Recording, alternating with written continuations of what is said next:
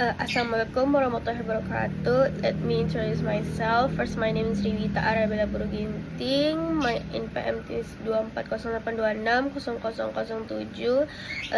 Ingin menjelaskan kepada Bapak ataupun Ibu dosen maupun Bapak ataupun Ibu dokter tentang tugas saya yang ada di blog hematologi imunologi yang berjudul ITP or immune thrombocytopenic purpura. Nah, jadi kita mulai dari definition. From definition yang kotaknya ada di atas saya ini. Nah, jadi definisi ITP ini merupakan penyakit imun di mana ini ditandai oleh terjadinya trombositopenia. Nah, jadi jumlah trombositopenia ini di bawah 100.000.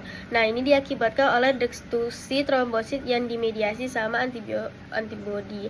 Nah, tapi untuk produksi trombositnya ini di sumsum tulang ini relatif normal.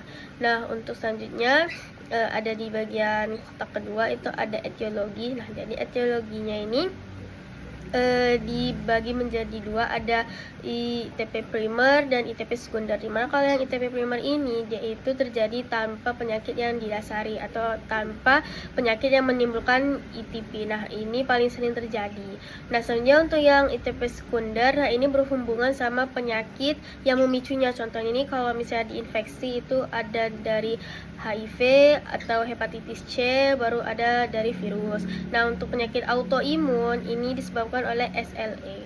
Nah, selanjutnya bisa disebabkan oleh obat-obatan dan bisa disebabkan bila perempuan sedang hamil atau terjadi kehamilan. Nah, selanjutnya untuk classification of immune thrombocytopenic purpura ini saya bagi berdasarkan durasinya. Itu ada durasi akut, durasi persisten, sama durasi kronik. Nah, for acute ITP ini di bawah 3 bulan. Nah, ini ITP akut ini sering terjadi pada anak. Nah, untuk yang ITP persisten, nah ini terjadi di 3-12 bulan pada anak. Nah, selanjutnya itu ada ITP kronik. Nah, itu startnya dari 12 bulan, dimana ITP kronik ini juga sering terjadi pada kondisi seseorang yang sudah dewasa. Nah, untuk berdasarkan usianya biasanya lebih rentan di anak-anak ketimbang yang dewasa.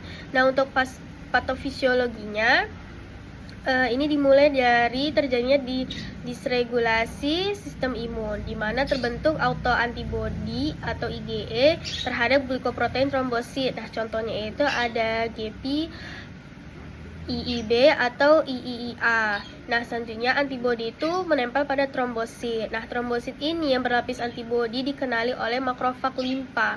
Nah, ini juga ada di sistem retikuloendotelial. Terus terjadi destruksi trombosit di limpa. Nah, akibatnya trombosit itu jumlahnya menurun.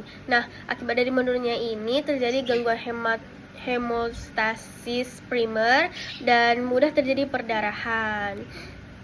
Tapi produksi trombositnya ini nggak terganggu. Nah, jadi masalahnya ini yang utama itu di destruksi primernya. Nah, untuk selanjutnya untuk clinical manifestation itu kalau yang pada kulit terjadi perdarahan pada kulit itu contohnya ada peteki, purpura, or ekimosis.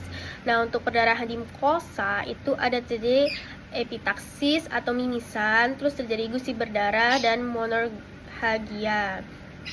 Nah, untuk perdarahan yang berat, tapi ini jarang terjadi, itu bisa terjadi di gastrointestinal ataupun bisa jadi di intrakranial.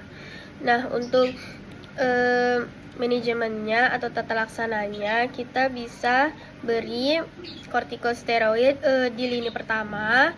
Nah, untuk seandainya terjadi perdarahan berat ataupun butuh peningkatan trombosit cepat, kita bisa memberikan intravenous immunoglobulin atau IVIG. Nah, untuk edukasinya di manajemen ini kita bisa memberitahu pasien untuk menghindari aktivitas yang bisa terjadi trauma. Nah, bisa juga avoid medication that increase bleeding risk. Example NSAIDs. Nah, terus bisa kita recognize warning signs of bleeding. For example, severe headache, terus ada hematemesis, lainnya ada melena. Nah, untuk diagnosis evaluationnya atau labnya kita bisa melihat dari darah rutinnya. Nah, ini hasil darah rutinnya trombosit menurun, kalau untuk HB normal, HB-nya bisa normal, ataupun kalau misalnya perdarahan HB-nya bisa menurun. Nah, terus leukositnya normal. Nah, untuk hapusan darah tepinya kita bisa melihat trombosit. Nah, jadi trombositnya ini besar atau namanya giant platelet, tapi tidak ditemukan sel blast. Nah, untuk referensinya saya menggunakan ada 3, yaitu ada Hoffman, R. et al. Hematology Basic Principle and Practice, edisi 7, tahun 2018 untuk chapter Immunothrombositopenia.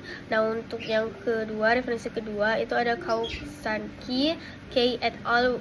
Williams Hematology, itu edisi 10 untuk bagian disorder of platelet number dan functionnya. Nah, yang terakhir itu ada Rodak BF at Hematology, ini untuk clinical principle-nya yang khusus untuk trombositopenia untuk tahun 2020.